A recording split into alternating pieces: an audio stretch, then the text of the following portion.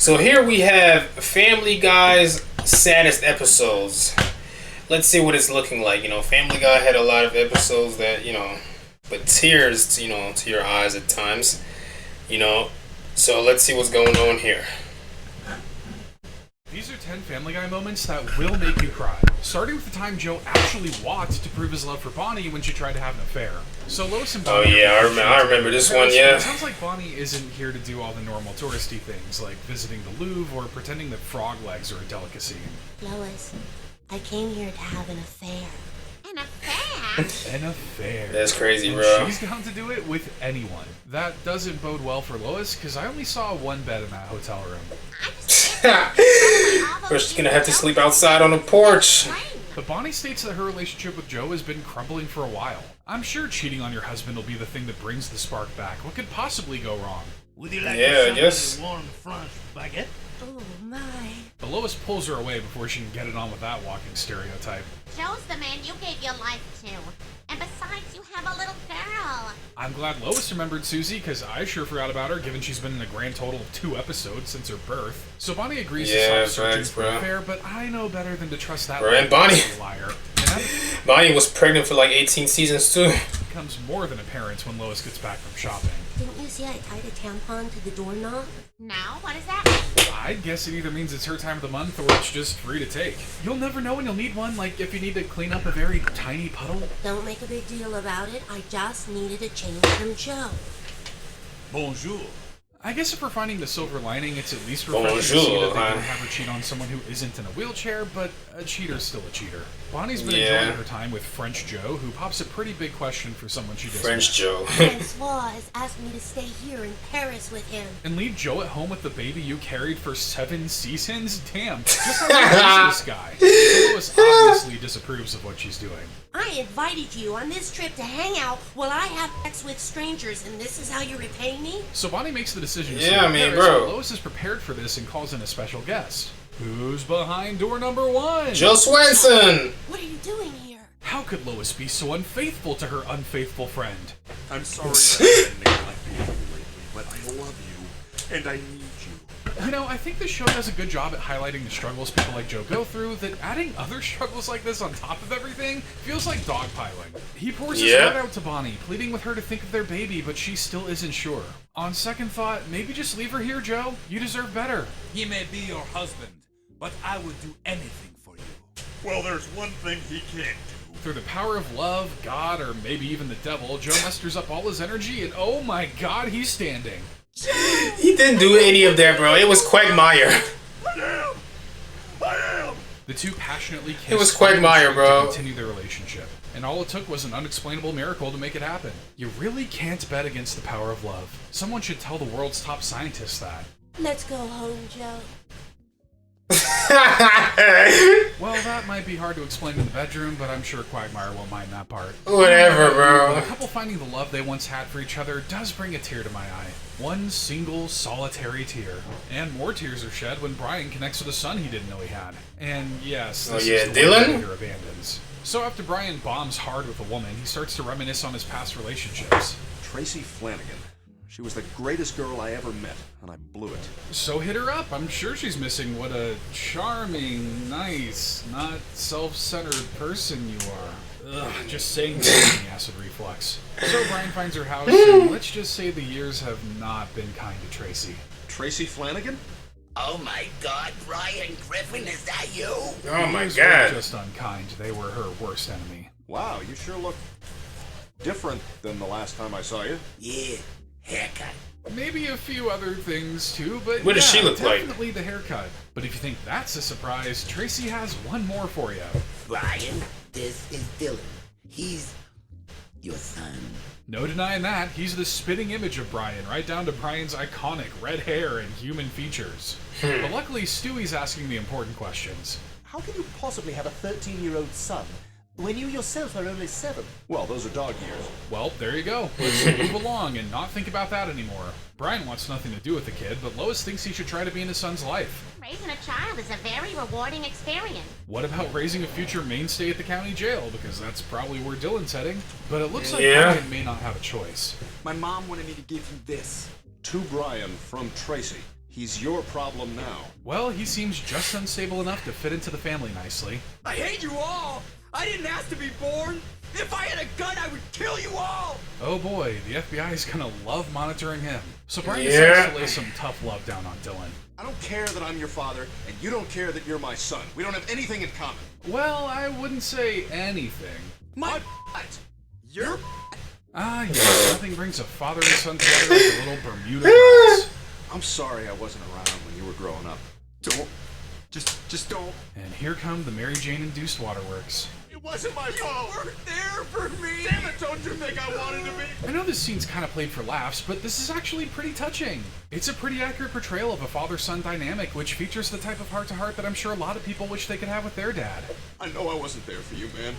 For all those years, but that's gonna change. And Dylan does change quite a bit, looking more like an actual teenager rather than an extra from West Side Story. Because he did have an episode where he was doing pretty good for himself, and he was like getting famous. And Brian tried to get back into his life, just so he could take advantage of him or whatever.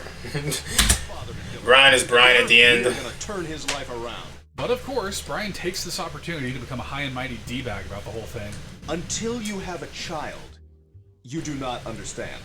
Okay? I think Dude, you've been a dad for 2 minutes, bro. Brian. Just look at the fire in his eyes. So Peter brings Tracy over to take Dylan back. Now Dylan can go back with his mom, and you can stop acting like such a chick. And to Brian's surprise, Dylan thinks he should go this is the best thing Peter has ever done, bro. Transform my mom's life in the same way you transformed mine. Hard to argue with that, Brian. It's time for your baby bird to leave the nest. I'm gonna miss that boy.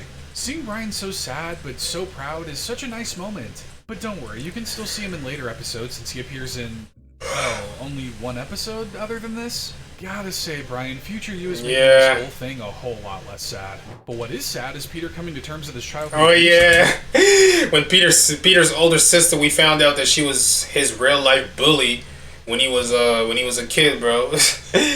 Oh my god, and Meg was wondering, is that the reason why Peter's always bullying her? I remember this episode, yeah. Of his older sister.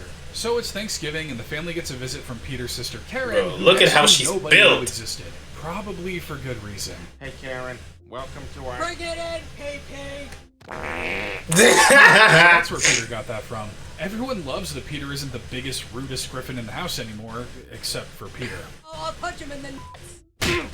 Peter admits to that Karen terrorized him their whole childhood, but she thinks he's making a big deal out of nothing. I don't know, did you hear the impact of that punch? Here it is again in case you missed it. I'll just start using that clip now every time Peter steps out of line. Can't you just go out there and pretend to have a good time? That might be hard to do when Karen took away the sacred Thanksgiving duty every man of the house must complete. Okay, let's just carve the turkey.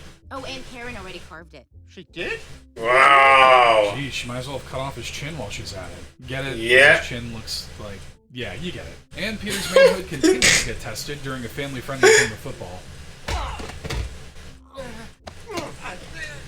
Damn, bro. Oh yeah, did I also forget to mention that Karen's a professional wrestler? That tough love is crazy. I mean, bro, I don't remember. Does she really love him? I mean, she must really love him though. But that tough love is crazy. Jerk! Karen! What the hell was that? Apparently, Peter had a stutter as a kid, which would also make him pee his pants. Not sure how those two are connected, but look at the big man, baby.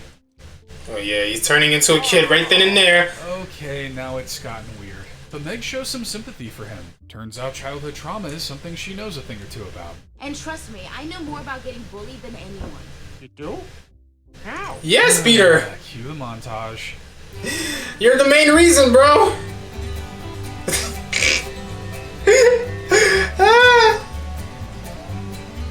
Oh my god, bro. Ah, so the reason Peter treats Meg like crap is because Karen treated him like crap. Thanksgiving really is the holiday for bringing out generational trauma. Yeah. So Meg suggests he stand up to his sister. And maybe, if you finally do, she'll stop terrorizing you, and you won't have to take it out on me for the rest of my life. I wouldn't be too sure, Meg. It'll be pretty hard for him to give up his favorite hobby. So yeah, it's literally his favorite thing to do in the world, bro. Farting in your face. Not till you go through me. Disguised as wrestler Maxi Patty, a great name by the Bro, way. I don't remember this, bro. To SmackDown He really dressed like this? As an avid enjoyer of the art of pro wrestling, this looks like it's going to be what they call a squash match. Ow! Damn it, Karen! Karen?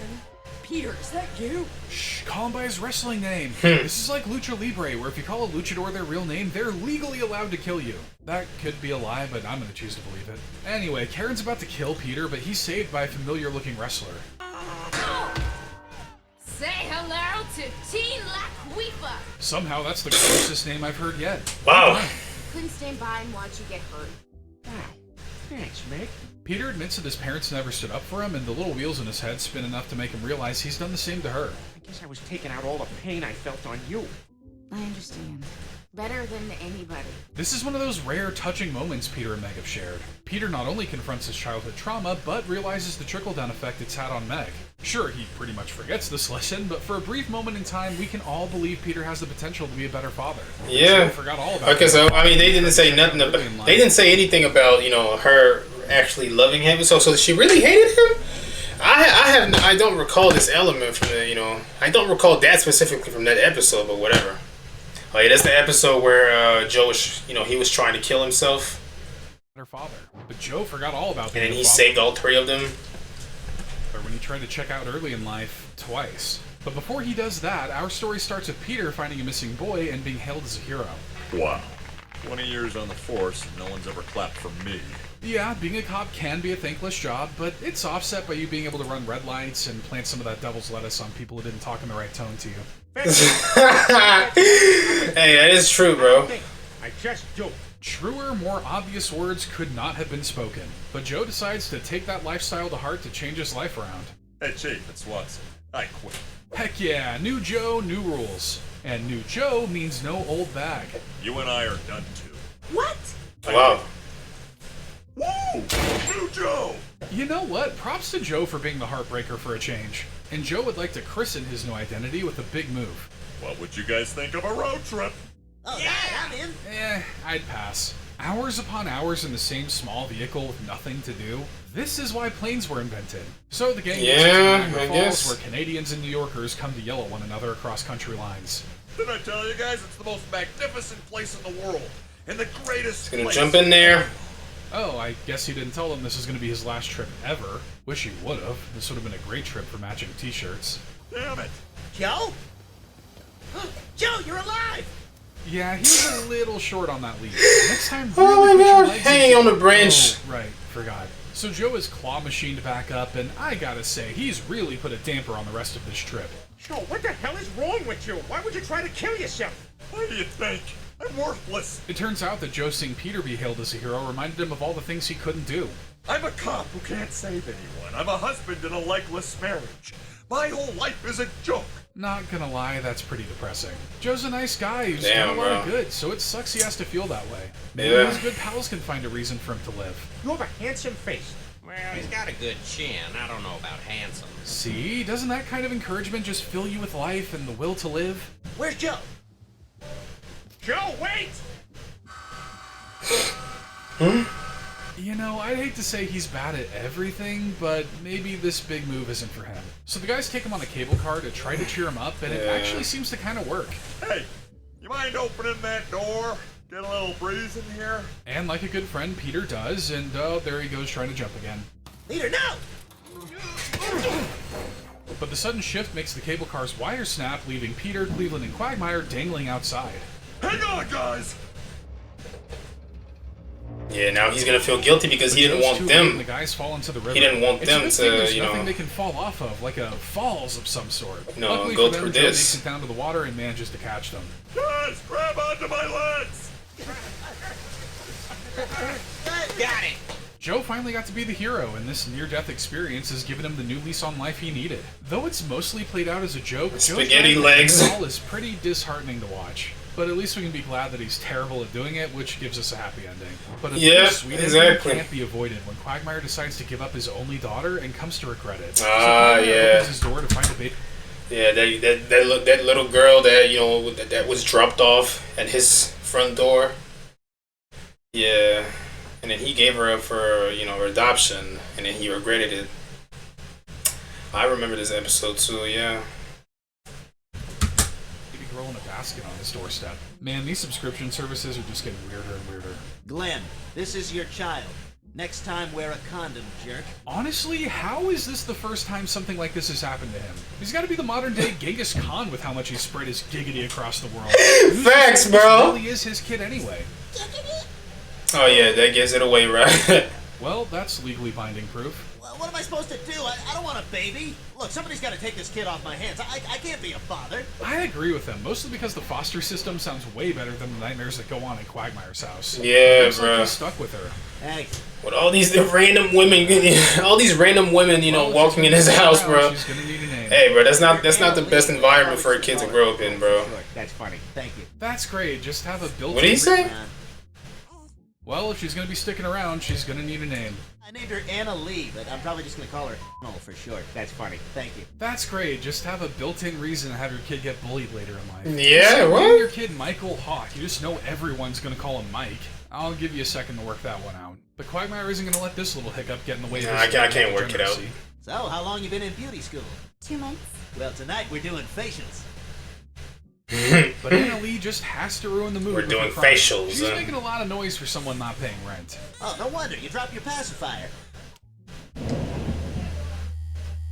Please tell me that's a new one and not something Quagmire just had in his house already. But is that actually a thing? Like this thing, you know, vibrating like this, you know, into the baby's mouth. Is that actually a thing? Now, where were we? Giggity, giggity. Wow. Giggity, Now, for this young giggity. lady's sake, this is probably for the best. I've never had sex before, and I probably wouldn't have been much good at it. Oh yeah, she definitely avoided a year of therapy there. Yeah, what the bro? No, could you imagine, bro? Could you imagine your first time ever with Quagmire, bro? You're gonna be scarred for life. There's no way. This. Quagmire asks if Peter and Lois would adopt her, but he instead gives them some good, friendly suggestions. Have you considered abortion? Peter, I think it's too late. Yeah, what? So if Peter won't adopt her and Quagmire won't leave her in a trash can somewhere, it looks like there's only one other option. You know, other than sucking it up and becoming a good father. Once you give this child up, Yeah, that's too hard for him, bro. Thank you for the clarification, Peter. Her name's Anna Lee. Oh, beautiful name. Let me take her from you. But Quagmire actually shows some hesitation. In a brief, fleeting moment, Quagmire seems to actually believe he could be the dad she deserves. But we all know that's not going to happen. Yeah. She'll go to a good home, right? Oh, yes.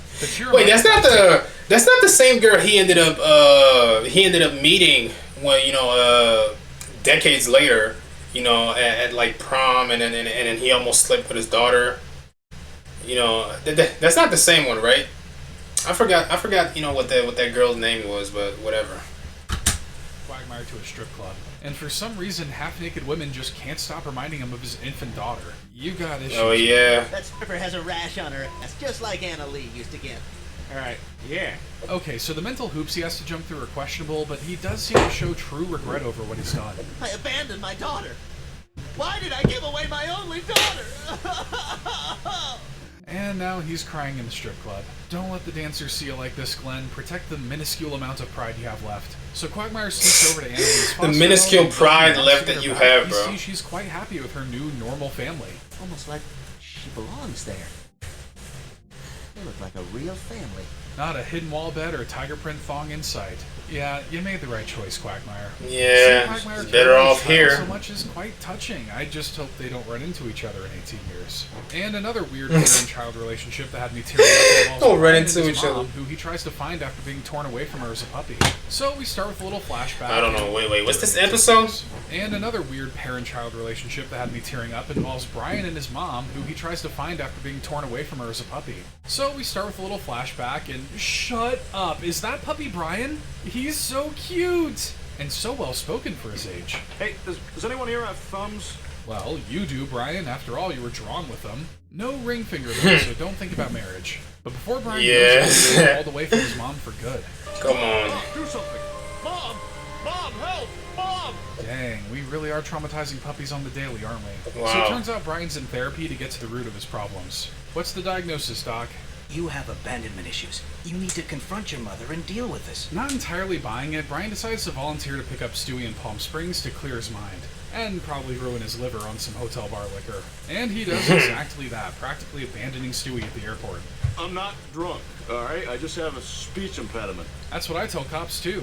Works at least 1 out of every 10 times. And the other 9 I don't remember. But when they return to their gate, Rupert unless you wake up in a bags. cell. Typical Rupert move, man.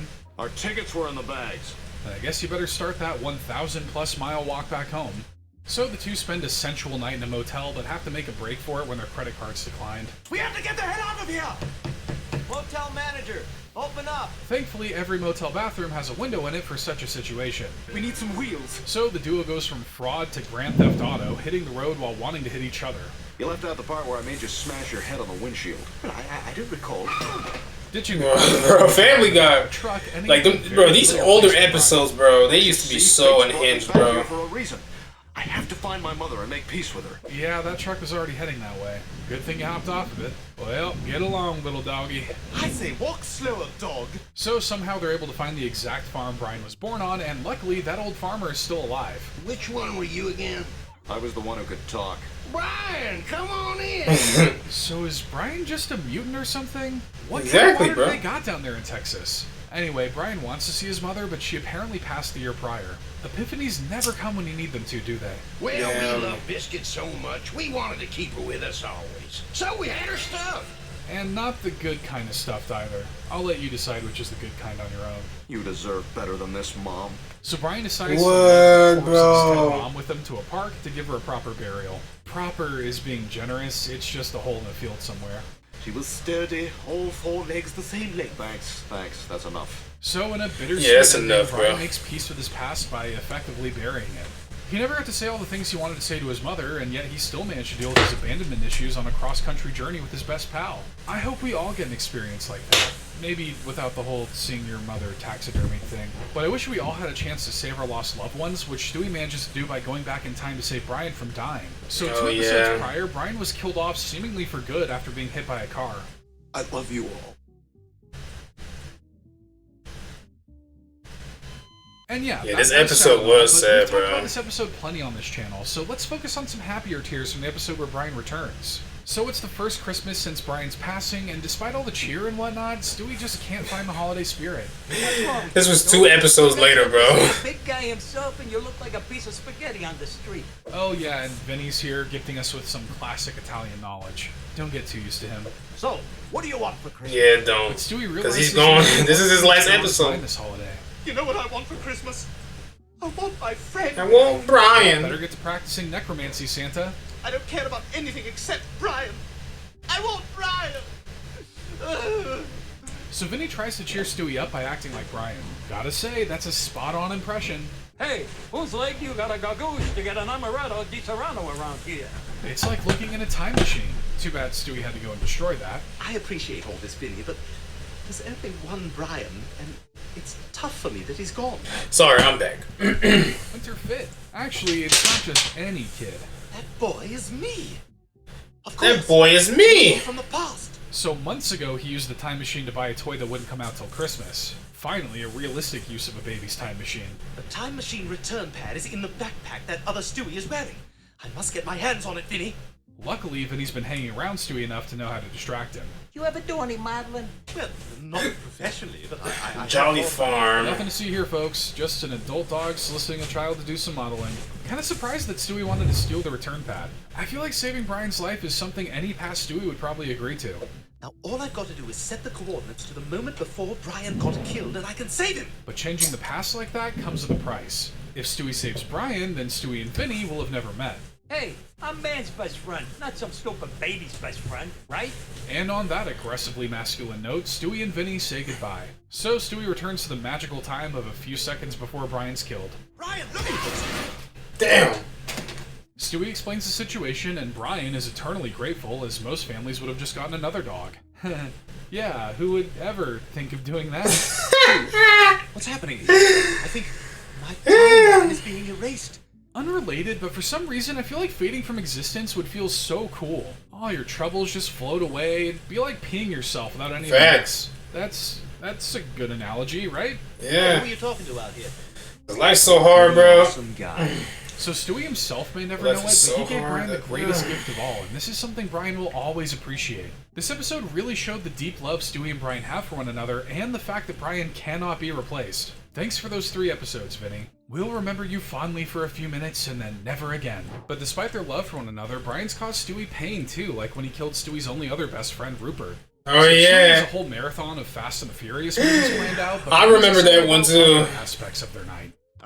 He killed Rupert, bro. Be honest, Brian, you'd be doing that regardless of whether or not there was a movie marathon. He seems like Yeah, bro. the guy that needs a... He ate him. He ate him up. You know, he ate Rupert up, and then bro, and then they went like hiking, and then bro, that's when they let out all the feelings for, you know, why Brian did this and why, you know, Stewie was so enraged by this whole thing. I remember this. Light up before going to the mailbox. By the way, don't tell Rupert about Paul Walker being D-E-A-D. It's a good thing Rupert's illiterate and can't spell. I don't Yeah. think Stewie sees in him either. Rupert apparently also has a ton of questions because he and Stewie talk through the whole movie. Are you gonna keep talking like this during the whole thing? What? I'm answering Rupert's questions. So Brian decides to dip and head to the bar. So he's found his reasons to smoke and drink today, and it's only around 11 a.m. Yeah, you're right. This is crazy, So bro. he taps out later in the night and leaves Rupert to watch the rest on his own, but when he returns in the morning, he finds Brian passed out on the couch. Oh boy, you're hungover. How are you going to do nothing today? But it looks like Brian also had a tasty late-night snack. Nothing hits better than the body of your friend's best friend. No! Rupert! Rupert! So Stewie wakes Brian up with a friendly beating to the face, and Brian admits it was an accident and offers to even the score. How about you kill something I love? How about I do that? Whoa, whoa, whoa, whoa, whoa, whoa, okay. That's fine. I mean, what could Stewie kill of Brian's anyway? Shooting a tennis ball really doesn't have the same oomph. He'll just have to hurt him in other ways. Twitter, unfollow. Instagram, unfollow. Snapchat, unfollow. Ah, unfollow, the most feared words of any millennial, or any person as self-centered as Brian. So Stewie breaks ahead to Vermont to scatter Rupert's ashes, and Brian tries to tag along.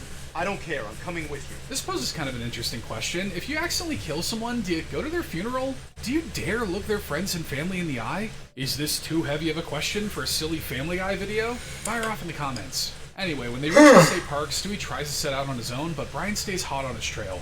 I swear to God, do not take one step further or I will hit you. That's it! Well, he did warn him. The two punch around a bit, and it looks like Stewie won't be able to forgive Brian. So screw it, time to lay all the cards out on the table. It wasn't an accident. I knew he wasn't a chew toy. I was sick of you talking to him all the time. I guess this town wasn't big enough for 2 best friends, and Brian took it upon himself to make the decision for Stewie. Looks like that worked out well. As expected, Stewie tries to kill Brian and gets thrown off a cliff for his troubles. I didn't want your help. Well, you need it, so it's happening. Wow, I didn't know Brian was a Boy Scout. Too bad he can't fashion together an actual job. Boom! Suck it, you toy murderer! You know, once we're done here, I'm never speaking to you again. Well, how the hell was I supposed to know it was going to upset you so much? Yeah, who would have thought that Stewie would be mad about the death of the one thing he's been attached to the hip to for his entire life that he talks to and has a weird, confusing marriage to? That's history. Hey, that's true, bro. Brian, bro. Why are you so upset over a doll when I'm real and I'm still here? According to Stewie, it was because Rupert was going to be here forever, even after Brian passed. You're a middle-aged When they dog. finally reach the top, Brian realizes just how much Rupert meant to Stewie. You do it. What? You give the eulogy. I'm too upset, I can't. Dang, imagine giving a speech at the funeral of a guy you killed. This must be what being in the mob's like. Yo, it's crazy, bro. Sorry about that. Oh, man. So, Brian and Stewie share a beautiful moment of sadness, forgiveness, and understanding on top of the mountain. Stewie says goodbye to his best friend while realizing he still has a friend in Brian to rely on. And to make matters even sweeter, Brian finds a Rupert replacement. Rupert! You've come back to me! And of course, they had to play a sappy song during all this, so now there are teardrops on the keyboard. It's just a nice moment, okay? Another nice moment comes when Brian sees how hard the family takes it when they find out he's dead. So Brian's off to a dinner held by the Rhode Island Society for Special Literary Excellence. Yeah, he was trying to prove a dog's worth, you know, because he thought that humans did not respect and that they just didn't know like how much dogs are really worth, you know. So I remember this episode. It was really sad though. I used to watch it when I was a kid. Like, bro, it was sad, bro. It was sad. You remember the book I wrote, Faster Than the Speed of Love? They love the book so much, they want to give me their most prestigious award. Oh, you mean the book everyone hated, nobody bought, and is only 99 cents on Amazon? Hosted by the Brain? We're in that section. Bro. Everyone roasted him, but you know, with that book, bro. Oh, now I feel bad. Special so when it needs. says special literary excellence. Yeah. Well, this celebration calls for some heavy drinking. Lois was right. I'm not a writer. I'm a joke. But as Brian responsibly drives himself home, he commits a teensy-weensy little bit of dog slaughter. Oh my god! Just has a few scratches on it. It'll be fine. Okay, you're gonna be okay. You're gonna be okay. Oh my god! Nothing a little glue and staples. I remember this, Brian's bro. fan club back there has all the tools. Stewie's gonna see him bury it. So Brian buries the body in hopes of keeping it a secret, but no secret is safe from Stewie. Brian killed a dog. This is fantastic. Fantastic. Cool, Brian. Take a puff, calm your nerves, and no one will suspect a thing. So, did you hear all that noise last night? I swear to God, it sounded like somebody had an accident and... Nope, no accidents here, though Brian might have one when he looks in the paper. Oh my god. Hey, it doesn't specify they need the dog back alive. Grab your shovel and maybe make a few bucks. And after enough time, Stewie manages to bully the truth out of Brian. I killed one of my own kind, Stewie. How would you feel if you killed a baby? Sounds like a regular weekend for him. Yeah? I bet he sleeps like a baby. It might feel better if you just confessed to what He killed like 20 of them. What Brian does, even inviting Joe over so you can cuff him. I committed a murder. Then I buried the body and even went out of my way to cover up the evidence. Man, you're not even gonna lead the police on a wild goose chase? You are the lamest murderer. Of course, everyone takes this seriously until Brian clarifies the victim was a dog. Wow. What? I remember, bro. That's not a crime. Yeah. I'd say the way he went about hiding it could probably earn him a fine, but Brian quickly realizes how little his life is valued compared to a human's. I could blow your brains out and they throw me a parade. What? I'm just screwing around, Brian. Nobody cares. Hard to believe Peter grabbing an officer's gun is a heftier crime than Brian killing a dog, but that's just the crazy world we live in. So Brian's demoralized that the world doesn't seem to value his life. I just never realized how little meaning my life had. Stewie, my life isn't worth anything. I guess that warrants a naked cry in the bath, but you're not even going to turn the water on? Now that's weird. But luckily, Stewie has a little idea. There was a fire at Quahog Liquor last night. No people were killed, but the burned body of a dog was found inside. And somehow this totally legit fire didn't burn up the dog's collar. Put that product Wow. on Shark Tank. What the hell happened? Brian's dead. Oh man, somebody better inform Brian of that upstairs. Hey, come here. Got something you'll want to see. And so Brian finds the family heartbroken over his apparent death, and their reactions are genuine tearjerkers. My best friend in the whole world. And he's gone. Brian finally sees that his life does have meaning, even if it took another dog dying to realize it. You burned down a liquor store and murdered a dog? Well, astray. Thank you. Even if Brian doesn't care about animal lives the way he says he does, this is still a heartwarming reminder that you always matter to someone, even when you think you don't. And hey, this is I guess. when he actually dies later on. But there was a time when Brian was Yeah, ready when he to died later give up on, both bro. of his kidneys to save Peter's life. So when Peter's exhausted from not getting any sleep, he's introduced to the wonderful world of Red Bull, which has him dancing his rapid little heart. I think Peter in this episode was so stupid, bro. I think he drank up kerosene, bro. And then because of that, bro, his kidneys were blown. Like, Brian had to give him a kidney. Brian had to give him both of his kidneys, which, ultimately, would kill him. And this episode was sad because Stewie did not want this, bro. Honestly, Peter did it to himself, bro. Brian should have never went out of his way to give Peter both of his kidneys, bro.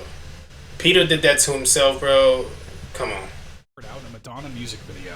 Hey, what's up, party people? What the hell are these things? Curtains or something boring? Honestly, even though Peter's tweaked out of his mind, I bet Red Bull ended up selling a ton of products after this aired. Even though this kinda led to Peter killing a bunch of people.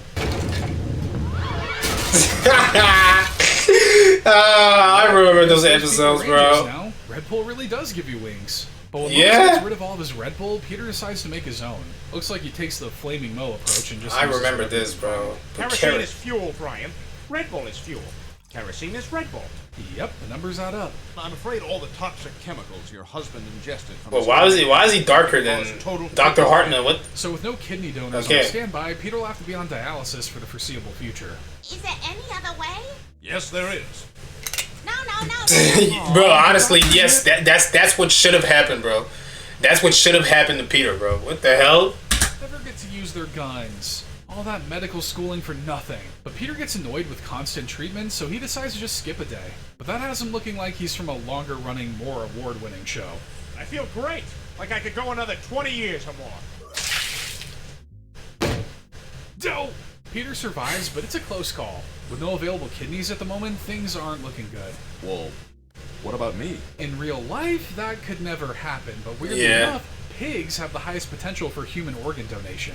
Do with that info as you wish. After a quick test, Brian is confirmed to match. There's just one hang-up. For the procedure to work, we would need to transplant 2. But I only have 2. Now, I'm no meteorologist, but I think you need at least 1 kidney to survive. So that means if they go through with it, Brian will die. I'll do it. I'll give you my kidneys. And Brian's okay with that. He believes Peter saved his life by adopting him and is willing to give up his life to save Peter's. Plus, Brian only has, what, a few years left? Not to say it's time for him to go, but he's lived a pretty full life in little time. So Brian decides to say his final goodbyes. Meg, you're so beautiful on the inside. But it's very important that you know your limitations. Okay, don't let the door hit you on the way out, a-hole. Can I hump your leg for 15 uninterrupted seconds? I suppose so, Brian. You know what? He's earned it. But Stewie tries to delay the inevitable by kidnapping Brian and making plans to live on the playground. In this economy, playground living's more for the upper middle class. Come on, you can live without a dog, Stewie, but you can't live without a father. Honestly, Brian has been more of a father figure for Stewie than Peter, but like I said, he only has maybe a few more years left anyhow. I don't want to lose anybody. I don't want to lose anybody. I know you're sad, but... Yeah, that was sad right there. Up, man. So the fateful day arrives, and Dr. Hartman doesn't even have his shoes or gloves on. So unprofessional. I found another donor for your husband. You did? Oh! Me. Huh, I guess if you share the same voice actor, your kidneys must be compatible. Medicine's neat. They share the same voice actor, bro. Seth MacFarlane, bro. He's voicing damn near every character in there. A heartfelt moment of Brian showing selflessness for a change. His willingness to give up his life for his best friend is truly touching, showing Brian really is man's best friend. As for Dr. Hartman, that guy just earned himself a seat at the holiday dinner table. And you can Dr. Hartman, Sweaty Clam table by liking and subscribing. Be sure to check out our other great... Anyways, that's going to be it for, this video about Family Guy. What do you guys think is Family Guy's saddest episode ever? Peace out.